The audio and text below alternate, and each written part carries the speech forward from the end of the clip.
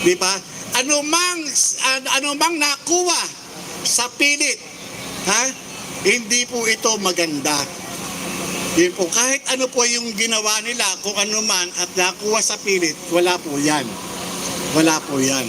Kaya nga, itong mga ginagawa na ito ay talagang darating ang oras.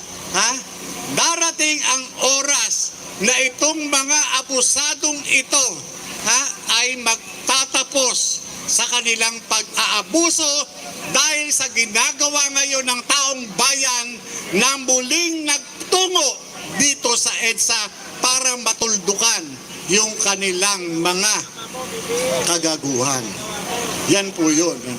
Kaya dito sa atin, kinakailangan sa atin tayo magkaisa. Huwag natin hangarin na talagang daanin ito sa marahas na pamamaraan.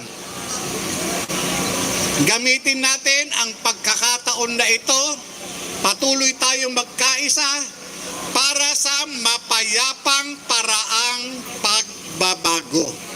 Yun po yun. Kaya pagsikapan po natin. Kaya itong ginagawa natin ito, hindi kinakailangan na tumigil tayo. Simula pa lamang ito at wala tayong uwian. Walang tulugan! Okay, Kuya Germs, ikaw na! Dito, binigay ko sa akin. Ikaw na, si Ka Eric. Maraming salamat, Brother J.M. Morales.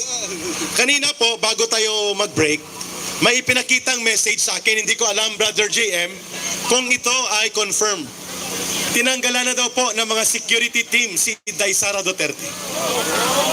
Kung ito po ay totoo, na may pagbabanta sa buhay ng ating pangalawang Pangulo, bagamat mayroon silang politikal na konflikto ng Pangulo ng bansa, hindi po mararapat na ilagay sa alang-alang at delikadong kalagayan ang buhay ng ating pangalawang Pangulo when all the security details under the office of the Vice President are recalled effectively tonight. Mga sundalo, pulis, pinagkukuhanan na.